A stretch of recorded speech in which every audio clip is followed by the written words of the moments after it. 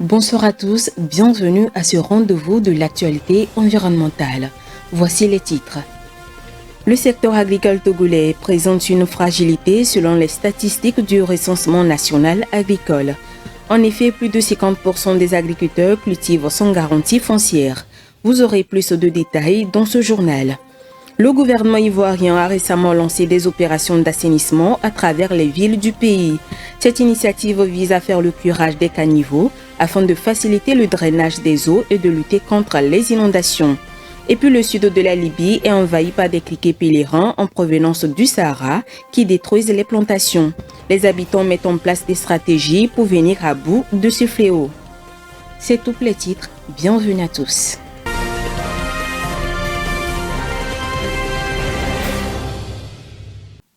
Au Togo, la première phase du recensement national agricole révèle la fragilité au niveau du secteur agricole. Les exploitants cultivent sans garantie foncière, constituant une fragilité structurelle pour le développement du secteur agricole. Vous en saurez plus dans ce commentaire signé Honoré Kata. Le Togo vient de franchir une étape clé dans la compréhension de son agriculture avec les premiers résultats du 5e recensement national agricole. Près de 678 000 ménages agricoles ont été recensés, dont la grande majorité vit en zone rurale. Ce que révèle ce panorama, c'est une agriculture encore très traditionnelle, majoritairement pratiquée sur de petites surfaces et sans réelle sécurité foncière. En effet, 78% des exploitants cultivent des terres sans en posséder les titres légaux, une situation qui les rend vulnérables et freine toute possibilité d'investissement durable.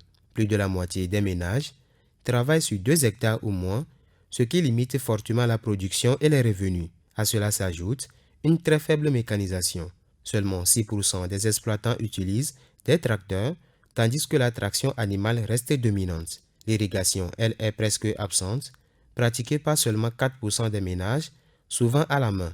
Tous ces éléments soulignent l'urgence de moderniser le secteur à travers la sécurisation foncière, l'introduction progressive de la mécanisation et un meilleur accès à l'eau. Loin de se contenter d'un simple constat, ce recensement veut être un outil stratégique. Il s'inscrit dans la volonté du gouvernement de mieux planifier les politiques agricoles en lien avec les priorités nationales de sécurité alimentaire, d'égalité des genres et de la lutte contre les effets du changement climatique.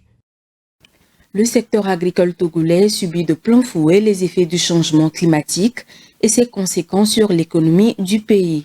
Face à la situation, les autorités mettent en place des stratégies afin d'accélérer la transition économique et d'augmenter la productivité agricole grâce à une gouvernance climatique. Les précisions dans ce commentaire.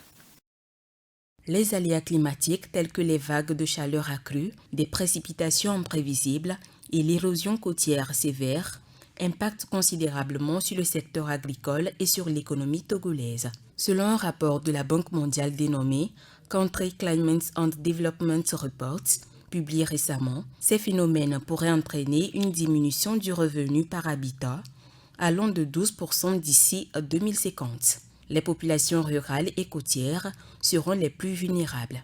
Pour contrer ces effets, le rapport souligne l'importance d'une transformation structurelle visant à diversifier l'économie, augmenter la productivité agricole et créer des emplois dans des secteurs à plus forte valeur ajoutée. Cette approche pourra atténuer les impacts climatiques jusqu'à 20% en réduisant l'exposition directe de l'économie et de la main-d'œuvre aux aléas climatiques.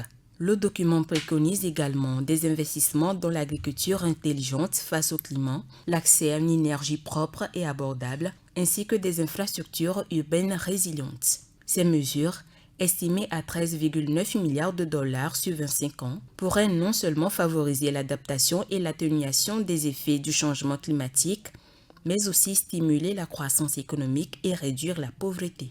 Il est essentiel pour le Togo de renforcer sa gouvernance climatique afin d'améliorer l'accès au financement avec le développement des instruments financiers verts et la mobilisation du secteur privé.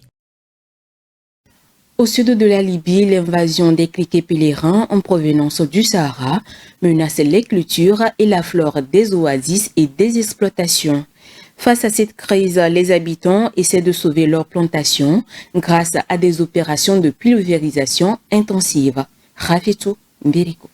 Le sud de la Libye est confronté à une invasion massive de criquets pèlerins mettant en péril les cultures agricoles et la biodiversité des oasis.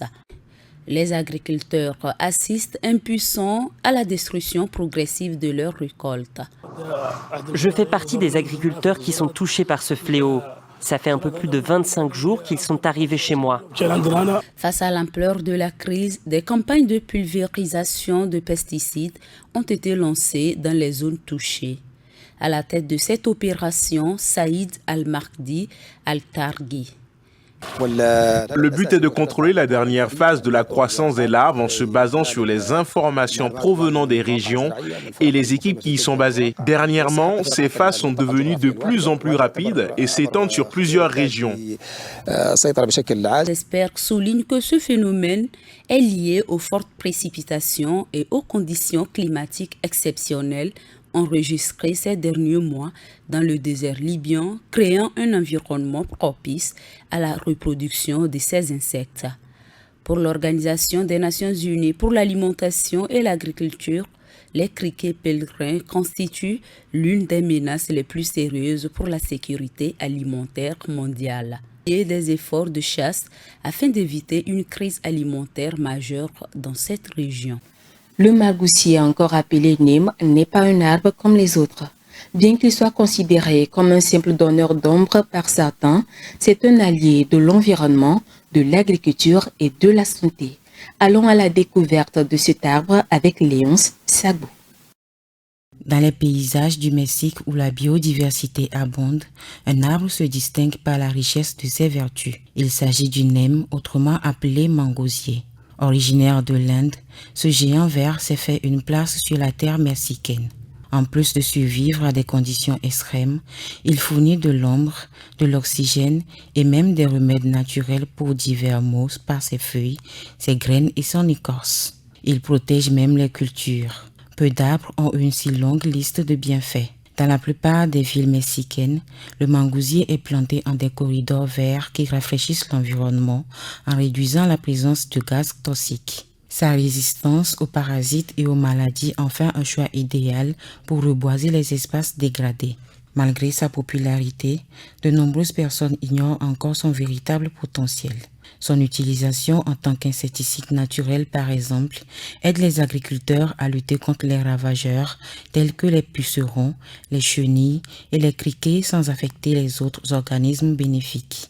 Ceci permet de protéger les cultures et de préserver le sol et l'eau des contaminants. Le mangousier est aussi un allié contre la pollution. Grâce à sa canopée dense, il absorbe de grandes quantités de dioxyde de carbone et libère de l'oxygène pur. Ses feuilles retiennent la poussière et les polluants, contribuant ainsi à améliorer la qualité de l'air dans les villes.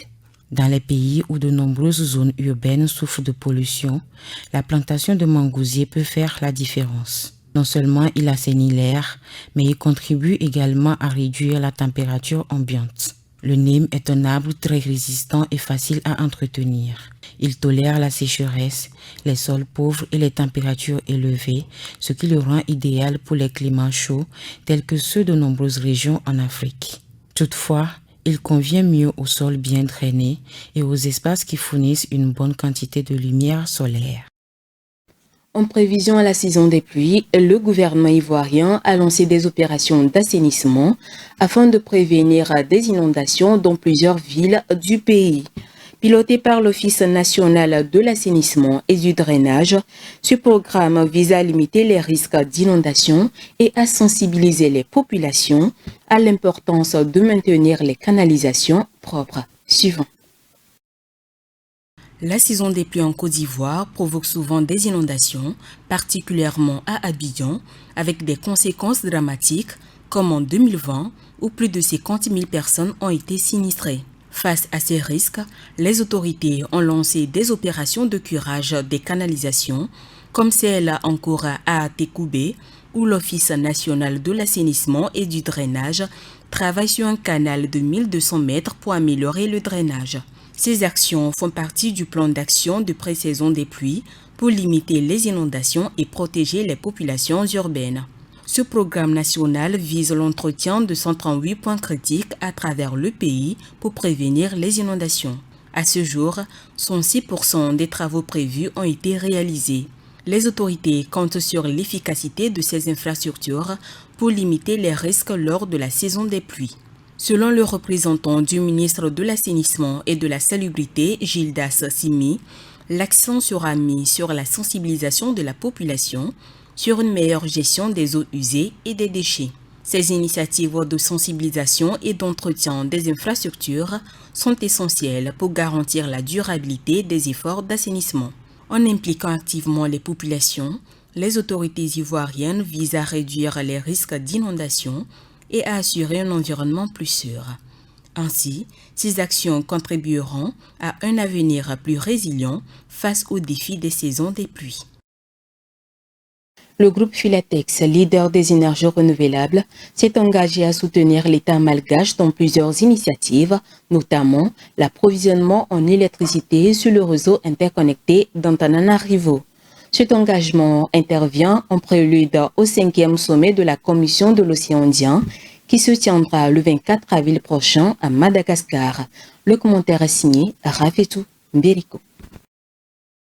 Le 24 avril 2025 se tiendra à Madagascar le 5e sommet des chefs d'État et de gouvernement de la Commission de l'océan Indien. Mais bien avant cette rencontre, le groupe Filatex, leader dans les énergies renouvelables, basé à Madagascar, a pris le devant en signant des protocoles d'accord avec l'État malgache. Ces accords clés reposent sur plusieurs initiatives, notamment le renforcement du réseau électrique d'Antananarivo. Hormis les centrales hybrides situées à Mandroseza et à Ansirabe, qui génèrent 52,5 MW d'énergie solaire, Filatex s'engage à garantir la stabilité de la production d'électricité de Madagascar afin d'éviter tout délestage. En effet, le groupe Filatex est acteur clé de la transition énergétique et pionnier de l'hybridation électrique à Madagascar. Il couvre plus de 40% des besoins énergétiques de la capitale. Depuis sa création, la Commission de l'océan Indien réunit les États de la région pour renforcer la coopération et révéler ensemble des défis communs. Le sommet des chefs d'État et de gouvernement de la Commission de l'océan Indien est l'insistance où ces défis sont abordés au plus haut niveau. Ainsi s'achève ce rendez-vous de l'actualité environnementale. Merci de l'avoir suivi. Passez une agréable soirée et surtout prenez soin de vous. Green TV International, we revive the environment.